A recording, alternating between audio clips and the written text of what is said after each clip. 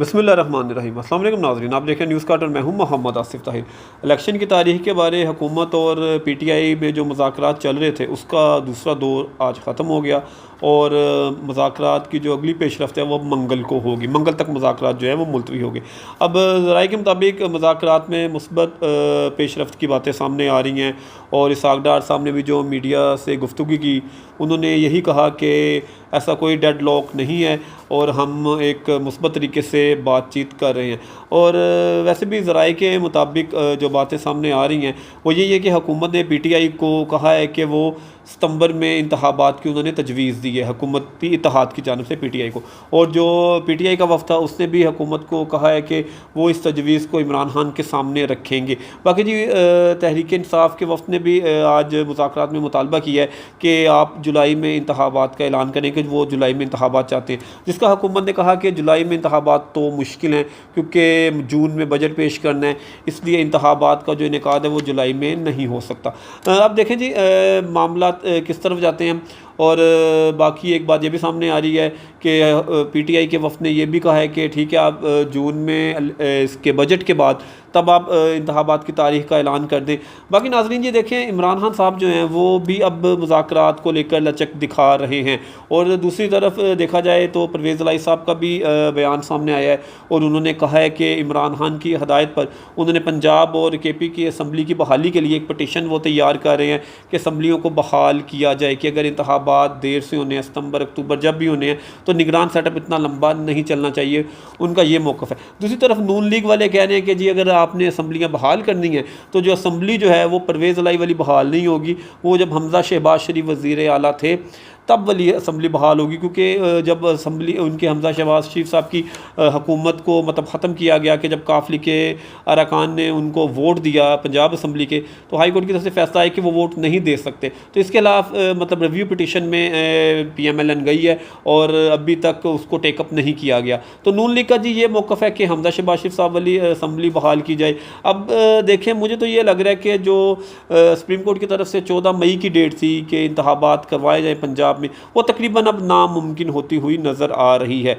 बाकी जी अब देखें कि असम्बली बहाल होती है या मुज़ाकरात से इलेक्शन की तारीख़ का कोई हल निकलता है, ये तो आने वाला वक्त ही बताएगा। बाकी जी बात इतनी है कि सियासी जमातों के लिए जो डायलॉग की है वो बहुत अहमियत होती है। और पहले आपको याद होगा खान साहब कहा करते थे कि मैं इन चोरों के साथ नहीं बैठूंगा, मैं इनके साथ नहीं बैठूंगा, ये मुल्क खा गए, इनका पाकिस्तान में कुछ नहीं है, सब कुछ इनकी जायदादें बच्चे सब पाकिस्तान से बाहर हैं।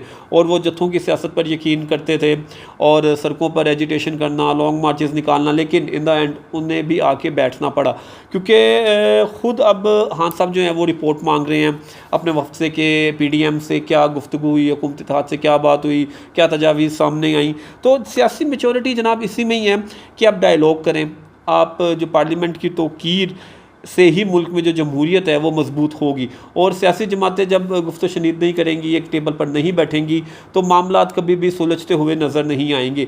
ये हाँ साहब को शायद ये बात अब मालूम हो गई है कि मुज़ाकरात ही वाहिद हल होता है तमाम सियासी बहरानों का।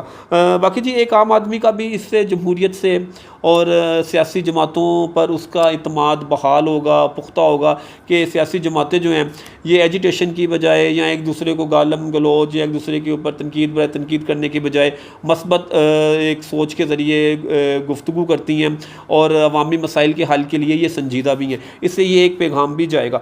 बाकी जी खान साहब की अगर बात की जाए तो जैसे वो मुख्तलिफ कोर्ट्स में पेश होते रहे अपने मुख्तलिफ मुकदमात में, तो आज भी वो इस्लामाबाद हाई कोर्ट में पेश हुए, तो वहाँ पे भी जैसे वो पेश हुए वो कौम को नारे लगाते हैं कि खौफ के बुत तोड़ दो, बुज़दिल कभी लीडर नहीं बन सकता।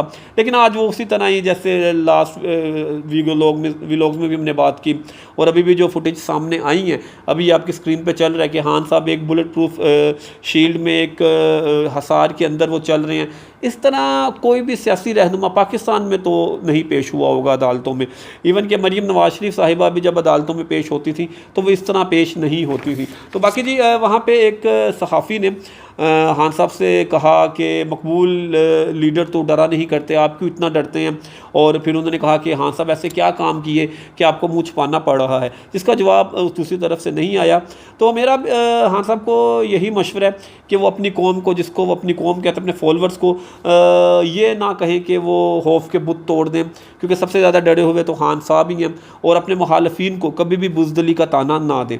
बाकी जी एक खबर है कि शहबाज शरीफ साहब ने कौमी असम्बली से एतमाद का वोट हासिल कर लिया है और बिलावल भुट्टो जरदारी ने करारदाद पेश की और शहबाज शरीफ साहब को 180 वोट मिले। और ये 180 वोट इमरान खान जब 2018 में मुंतखब हुए थे उनके गालिबन 176 थे।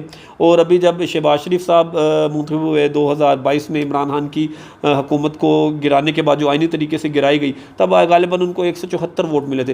तो शहबाज शरीफ ने इस बार इमरान खान से और अपने से भी ज़्यादा वोट हासिल किए और उनकी कुल वोटों की तादाद थी 180, जिस पर फवाद चौधरी साहब ने कहा कि ये कोई वोट ऑफ कॉन्फिडेंस नहीं है, इसकी कोई आइनी हैसियत नहीं है, ये एक सियासी इसकी हैसियत तो कह सकते हैं, आइनी हैसियत इसकी तब होगी जब सदर मुमलिकत उन्हें कहेंगे। तो फवाद चौधरी साहब अगर 180 अरकान कौमी असम्बली ने उनको ये वोट दिया है शहबाज शरीफ साहब को कौमी असम्बली में, तो जब सदर की तरफ से कहा जाएगा कि आप एतमाद का वोट लें, तो डेफिनेटली जिन लोगों ने आज वोट दिया है तो वो कल भी शहबाज शरीफ साहब को ही वोट देंगे। बाकी जी वोट हासिल करने के बाद शहबाज शरीफ साहब में भी खुद एतमादी ज़्यादा आई और उन्होंने आके खिताब भी किया असम्बली के अंदर ही, और उन्होंने कहा कि 2018 के इलेक्शंस की जो धांधली है उसकी तहकीकात करवाई जाएँ। वो 3 रुकनी बेंच को नहीं मानते और वो कहते हैं कि घर भिजवाते हैं तो भिजवा लें, मैं 1000 बार घर भिजवाएँ, मैं घर जाने को तैयार हूँ। और उन्होंने सबसे बढ़ के अभी जो हम पार्लियामेंट की बात कर रहे थे कि जो पार्लियामेंट की इज़्ज़त होगी, सियासी जमातें आपस में बैठ कर बात करेंगी, टेबल टॉक करेंगी, तो सारे मामलात जो हैं, सियासी मामलात जो हैं, वो पार्लियामेंट के अंदर ही होंगे, मुंतखब नुमाइंदे ही सारे मामलात को देखेंगे। तो इसमें शहबाज शरीफ साहब ने कहा कि पार्लियामान ने उनके ऊपर एतमाद का इजहार किया है और वो पार्लियामान का जो है मान जो है वो नहीं तोड़ेंगे। ये काफ़ी उनका मुस्बत बयान था। तो बाकी जी अब देखें आगे आने वाले दिनों में, अब मंगल तक मुज़ाकरात मुलतवी हुए हैं हुकूमती इत्तेहाद और PTI के। अब देखें कि मामलात किस तरफ जाते हैं और आने वाले दिनों में जो सियासी डेवलपमेंट्स हैं वो किस किस्म की होती हैं। अब तक के लिए इतना ही, मिलते हैं आपसे अगले व्लॉग में, तब तक के लिए अल्लाह हाफिज़।